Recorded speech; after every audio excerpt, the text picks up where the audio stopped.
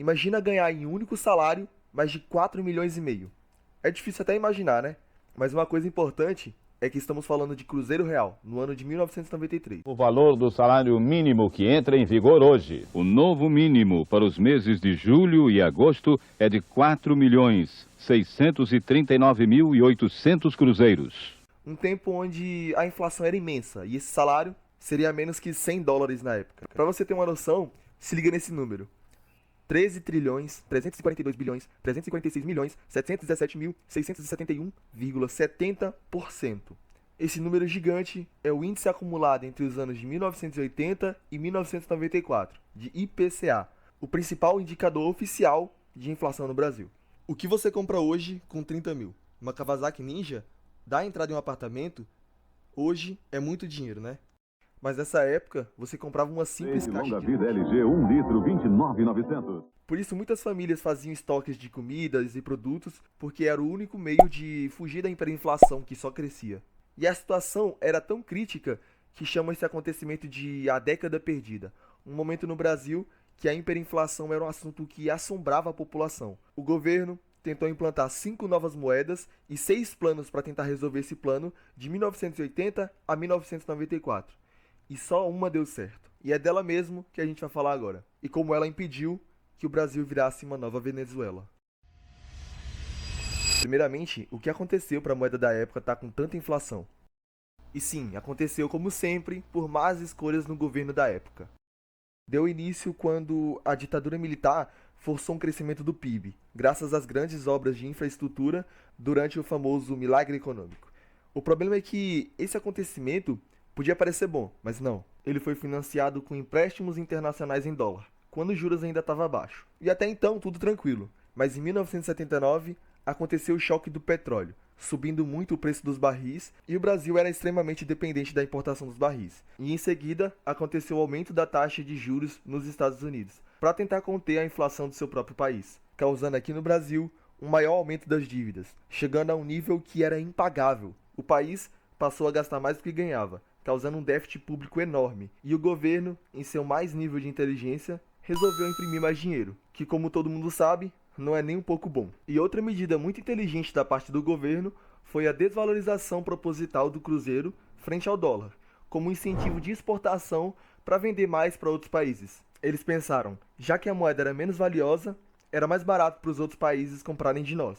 Mas o Brasil era muito dependente de importação, produtos como petróleo, tecnologia e trigo. E como a nossa moeda tinha menos poder de compra, comprar de outros países ficou mais caro, causando ainda mais inflação. Para você ter uma ideia, quando a inflação estourou, em 1980 o percentual chegou a um número recorde, até então, de 110 ao ano. Mas em 1990 ela foi mais de 2.400% ao ano, 22 vezes mais do que 10 anos antes. Após a redemocratização do país, quando José Sarney assume em 1985, a inflação já estava em patamares inacreditáveis, e o Estado tenta vários planos, como mudar a moeda para cortar os zeros e o congelamento de preços. Mas nenhum desses tiveram sucesso por não atacarem a raiz do problema. Entretanto, todavia, em 1994, tivemos o genial Plano Real.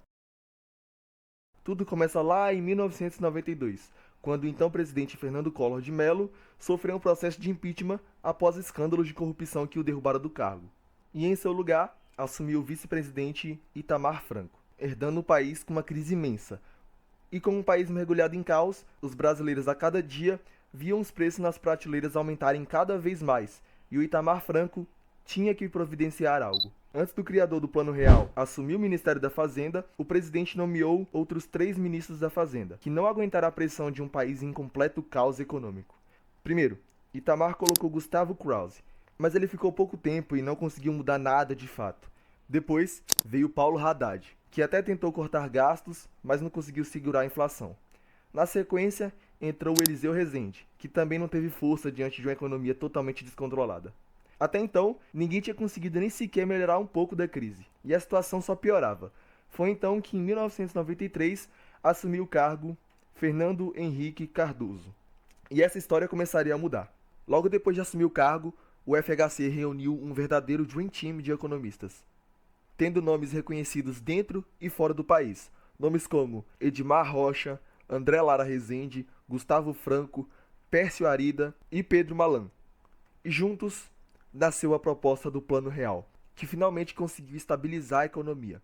O Plano Real foi dividido em 3 partes, que de forma progressiva aplicaram as medidas necessárias. A primeira etapa do Plano Real tinha como principal objetivo colocar as contas do governo em ordem, equilibrando as contas públicas. Aqui o governo já entendeu que não dava para controlar a inflação de uma forma duradoura sem antes resolver os problemas fiscais que faziam os preços subirem. Para isso foram adotadas algumas medidas centrais. 1.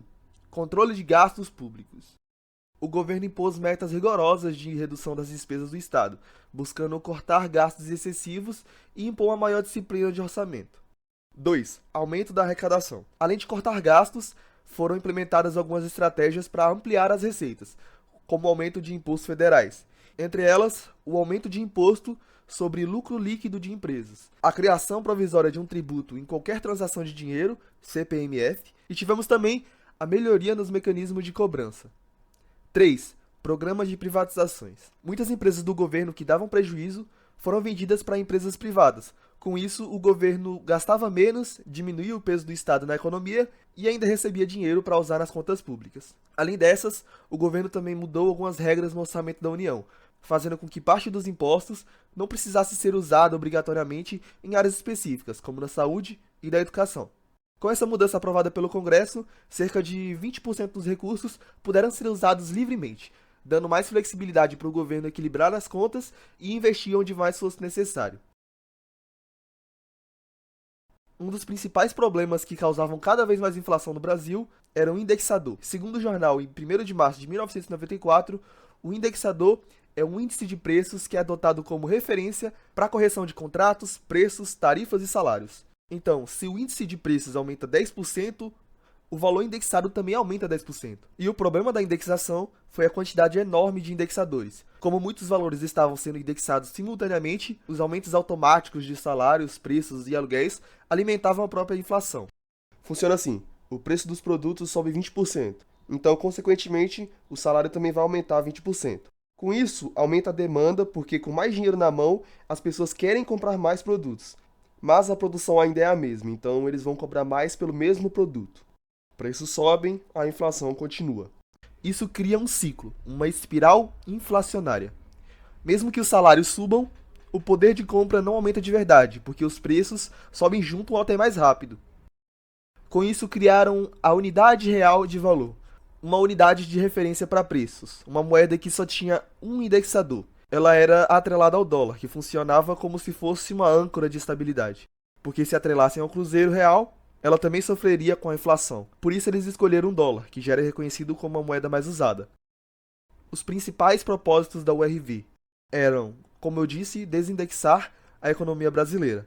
2. Estabilizar preços e salários. Ao ser atrelada ao dólar, a URV proporcionou uma referência estável, permitindo que preços e salários fossem ajustados com base em um índice confiável, sem os efeitos da inflação descontrolada. 3.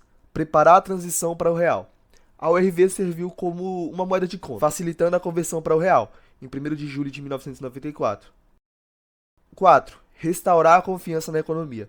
Ao proporcionar uma moeda estável e previsível, a URV ajudou a restaurar a confiança da população e dos mercados na economia brasileira.